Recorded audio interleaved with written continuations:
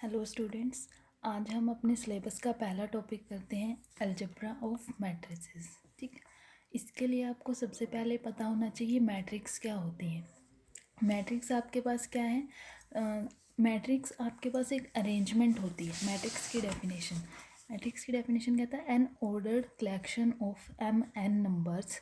M N are natural numbers.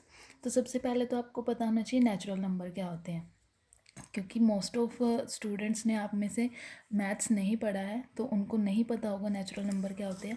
तो सबसे पहले तो नेचुरल नंबर आपके पास क्या है? नेचुरल नंबर्स को हम डिनोट करते हैं कैपिटल एन से, और इसमें आपके पास क्या होता है, 1 से शुरू होके 2, 3, 4, 5, 6 अप टू सो ऑन, आगे जितनी भी ये काउंटिंग जाती है वो सारे के सारे क्या होते हैं? नेचुरल नंबर्स होते हैं। यानी कि ना तो इसमें ज़ीरो होता है, ना इसमें नेगेटिव नंबर्स होते हैं, इसमें सारे के सारे पॉजिटिव नंबर होते हैं और सारे के सारे एकदम परफेक्ट नंबर होते हैं। मीन्स डेसिमल वाले नंबर भी नहीं होते। ठीक है, तो मैट्रिक्स क्या कहती है? मैट्रिक्स में आपके पास क्या है? Matrix it is an arrangement. आपको क्या करना है? अरेंजमेंट करना है एम एन एलिमेंट्स का अरेंजमेंट। एम एन कैसे हैं? एम और एन आपके पास हैं नेचुरल नंबर्स। ठीक है, तो आपको इन एम एन एलिमेंट्स का अरेंजमेंट करना होता है। और अरेंजमेंट आप कैसे करोगे? आपको हमेशा एक चीज़ ध्यान रखनी है कि मैट्रिक्स को हमेशा आपको ब्रैकेट्स में लिखना है। ठीक है, स्क्वायर ब्रैकेट में। जब तक आप मैट्रिक्स के साइड में ये वाला सिंबल नहीं लगाओगे, ये सिंबल आपके पास क्या होता है? Square bracket.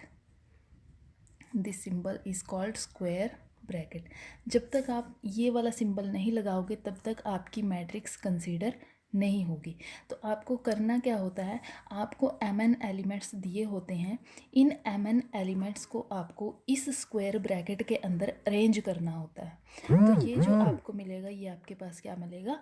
मैट्रिक्स मिलेगी। ठीक है, अब मैं एक एग्जांपल देती हूँ। मेरे पास एलिमेंट नंबर है एम एन मीन्स एम को मैंने 2 ले लिया, एन को मैंने 3 ले लिया।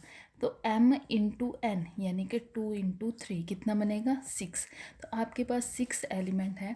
आपको इन 6 एलिमेंट्स को अरेंज करना है। ठीक है, 6 एलिमेंट्स को अरेंज करना है इस स्क्वायर ब्रैकेट के अंदर। अब ये 6 एलिमेंट जो होंगे वो भी आपको कुछ ना कुछ गिवन होंगे। मान लो 6 एलिमेंट मुझे गिवन है, 1, 2, 3, 4, 5, 6। ठीक है, इन 6 एलिमेंट्स को अरेंज करना है। मैंने इनको ऐसे लिख दिया 1, 2, 3, 4, 5, 6 और ये लगा दी मैंने स्क्वायर ब्रैकेट। तो ये आपके पास क्या बन गई? मैट्रिक्स बन गई। आप कैसे मर्जी इनको अरेंज कर सकते हो। मैंने इसको ऐसे अरेंज किया, आप इसको ऐसे भी कर सकते हो। 1, 2, 3, 4, 5, 6।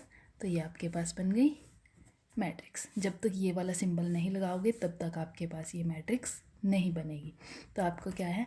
आपको कुछ नंबर्स गिवन होंगे, उन नंबर्स को आपको अरेंज करना है। अरेंज करने के बाद ये ब्रैकेट लगानी है, तो आपके पास क्या मिल जाएगा? मैट्रिक्स मिल जाएगी। ठीक है, अब आपके पास क्या आता है? इसके बाद आपके पास आता है order of matrix. Order of matrix, matrix का ऑर्डर। अब ऑर्डर क्या होता है? जितने आपके पास ये m और n होता है, जो ये m है और जो ये n है, अगर आप इसको लिख दो m क्रॉस n, ठीक, तो ये आपके पास बन जाएगा ऑर्डर। मान लो कोई आपके पास m अब मैंने यहाँ पे क्या लिया था? 2, n मैंने क्या लिया? 3, n इज इक्वल टू 3। तो मैंने इसको कैसे लिख दिया? 2 क्रॉस 3।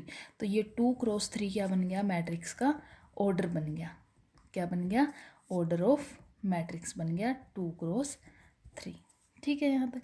अब अगर आपके पास क्या आता है, आपको एग्जाम्पल गिवन हुआ कि आपको एक मैट्रिक्स कंस्ट्रक्ट करनी है, एक मैट्रिक्स बनानी है जिसका ऑर्डर कितना हो?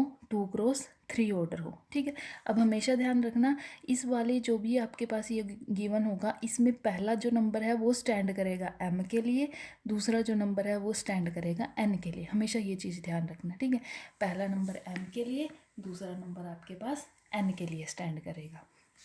ठीक है, अब आपके पास एग्जांपल में गिवन होगा कि एक मैट्रिक्स कंस्ट्रक्ट करनी है जिसका ऑर्डर आपके पास 2x3 हो, यानी कि उसमें m जो हो 2 हो, n क्या हो उसमें 3 हो। तो आपको एक मैट्रिक्स बना देनी है बस ये ब्रेसेस लगा के, जिसका ऑर्डर आपके पास कितना हो जाएगा 2x3 आपके पास ऑर्डर हो जाएगा। ठीक है, तो a matrix having m rows and n columns. ठीक है, अब आपके पास बात आती है रोज़ की और कॉलम्स की। रो क्या होते हैं, कॉलम क्या होते हैं।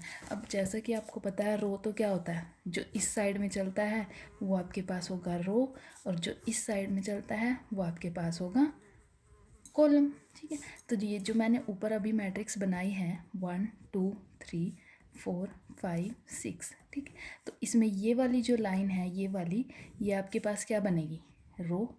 अब ये एक और लाइन है तो ये भी क्या है, रो। ठीक है, तो इस मैट्रिक्स में 2 रोज हैं, यानी कि रो हमेशा रो को आर से डिनोट करोगे, कॉलम को सी से डिनोट करोगे।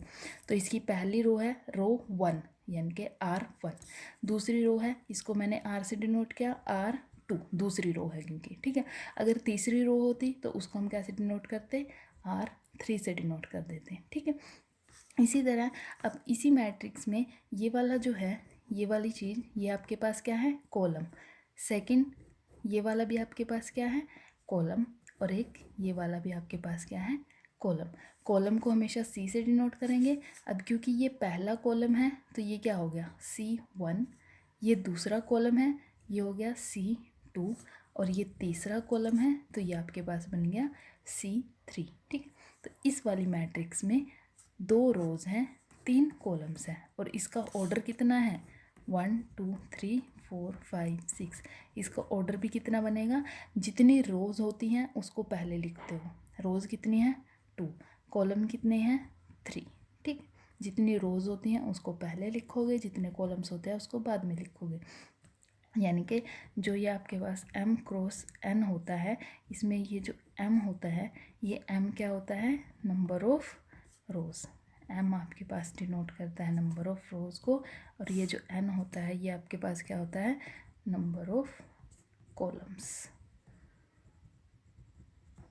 ठीक है, अब आपके पास m रोज़ n कॉलम्स। अगर आपको कोई भी एग्जांपल दे कि कंस्ट्रक्ट मैट्रिक्स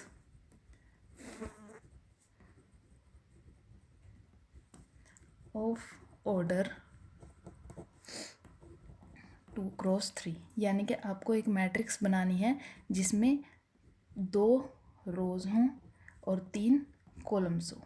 तो कोई भी मैट्रिक्स बना दो जिसमें 2 रो हों और 3 कॉलम हो। अब एंट्रीज आपको गिवन नहीं है तो एंट्रीज आप कुछ भी लिख सकते हो। मैंने लिख दिया 4 5 6 7 8 9, तो ये बन गई एक रो, ये बन गई दूसरी रो, एक कॉलम, दूसरा कॉलम, तीसरा कॉलम। ठीक है, R1 R2 C1 C2 C3। ठीक है, अब उसके बाद आपके एक जनरल नोटेशन होती है कि मैट्रिक्स को कैपिटल से डिनोट करते हैं, लेकिन इसके बाद ये ब्रेसेस मैट्रिक्स के लिए हमेशा याद रखना ब्रेसेस लगनी ही लगनी है। अगर ब्रेसेस नहीं लगाई तो वो मैट्रिक्स नहीं बनेगी। ठीक है, तो मैंने इसमें लिख दिया AIJ। ये AIJ क्या होती हैं, एंट्रीज ऑफ मैट्रिक्स। ठीक है, this AIJs are called entries of matrix. I जो होता है, आई आपके पास M से बिलोंग करता है, यानी कि जितना ऑर्डर होगा, अब ऑर्डर भी डिफाइन होता है ना M क्रॉस N, तो आई आपके पास क्या होगा M के इक्वल, J आपके पास होगा N के इक्वल। ठीक है, अब यानी कि आपके पास जो आई होगा वो M तक चलेगा। अब सपोज करो आपको क्या करना है, AIJ, M भी आपके पास 3 गिवन है, N भी आपके पास 3 गिवन है, तो यहाँ ऑर्डर कितना बन जाएगा, ऑर्डर बन जाएगा 3x3। तो आई आपके पास कहाँ तक चलेगा, 3 तक चलेगा। और कैसे चलेगा, आई एक बारी तो 1 लेगा, फिर 2 लेगा, फिर 3 लेगा। ऐसे ही जे भी आपके पास कहाँ तक चलेगा, 3 तक चलेगा। मीन्स 1 लेगा, 2 लेगा, 3 लेगा। तो मीन्स आपके पास है क्या, अगर आपको एक मैट्रिक्स कंस्ट्रक्ट करनी है, ए मैट्रिक्स आपको कंस्ट्रक्ट करनी है। मैट्रिक्स कैसी है, एंट्रीज AIJ जे एंट्रीज हैं, आपके पास ऑर्डर कितना है मैट्रिक्स का, 3x3 है। तो आई क्या क्या वैल्यू लेगा, 1 लेगा, 2 लेगा, 3 लेगा। सिमिलरली जे क्या क्या वैल्यू लेगा, 1 लेगा, 2 लेगा, 3 लेगा, ठीक है। और मैट्रिक्स में टोटल नंबर ऑफ एंट्रीज कितनी आएंगी, टोटल नंबर ऑफ एंट्रीज आपके पास, इनको मल्टीप्लाई करके देख लो, 3 × 3 कितना हो गया, 9। यानी कि अब आपके पास यहाँ से ओवरऑल एक मैट्रिक्स आएगी जिसमें 9 एलिमेंट्स होंगे। और वो एलिमेंट्स क्या होंगे, पहले आई को वेरी कराओ, आई की वैल्यू को 1 रखो, ठीक है। आई की वैल्यू को 1 रखा, जे को एज इट इज़ रखा। आई की वैल्यू को 2 रखा, जे को एज इट इज़ रखा। आई की वैल्यू को 3 रखा, जे को एज इट इज़ रखा, ठीक। अब ये देखो आई जो है वो कहाँ से वैल्यू लेता है, एम से। एम क्या है, नंबर ऑफ रोज़, यानी कि जो ये आपके पास आई वाली वैल्यूज़ हैं ये आपकी रोज़ को रिप्रेजेंट करेंगी, ठीक है। और जो जे वाली वैल्यूज़ हैं वो कॉलम को रिप्रेजेंट करेंगे। तो अब आपने यहाँ पे जे को फिक्स रख दिया। अब जे भी तो वैल्यू 3 वैल्यू ले रहा है तो जे को भी वेरी कराना पड़ेगा। अब देखो यहीं से पहले हम जे को वेरी कराते हैं। आई 1 है, फिक्स है। अब जे क्या क्या वैल्यू ले सकता है, जे एक बारी तो 1 वैल्यू ले सकता है, या फिर आई तो फिक्स है 1, जे दूसरी बारी में 2 वैल्यू ले सकता है, या फिर तीसरी बारी में जे 3 वैल्यू ले सकता है, ठीक है। एक लाइन बन गई, इसको यहाँ रख दो, ये बन गया A11, A12, A13। अब दूसरे पे आ जाओ। अब यहाँ भी आई तो फिक्स है 2, अब जे या तो 1 वैल्यू ले सकता है, या फिर जे 2 वैल्यू ले सकता है या इसके अकॉर्डिंग, या फिर जे 3 वैल्यू ले सकता है। तो यहाँ से दूसरी लाइन आ गई, यानी कि A21, A22, A23, ठीक है। अब तीसरी पे आ जाओ, आई को फिक्स रखा हुआ है 3, अब जे या तो 1 वैल्यू ले सकता है, जे या 2 वैल्यू ले सकता है, जे या फिर 3 वैल्यू ले सकता है। तो तीसरी लाइन आ गई 31, 32, 33, ठीक है। अब इसमें काउंट करो, रोज़ कितनी है, कॉलम्स कितने हैं।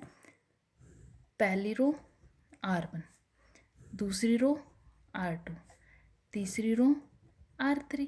तो कितनी रोज़ हुई, 3, क्योंकि हमें मैट्रिक्स का ऑर्डर निकालना है। ऑर्डर कितना है, 3। पहला कॉलम C1, दूसरा कॉलम C2, तीसरा कॉलम C3। तो कितने कॉलम हुए, 3। तो आपके पास मैट्रिक्स कितनी बन गई, 3x3 की मैट्रिक्स बन गई, ठीक है। यहाँ तक समझ आया।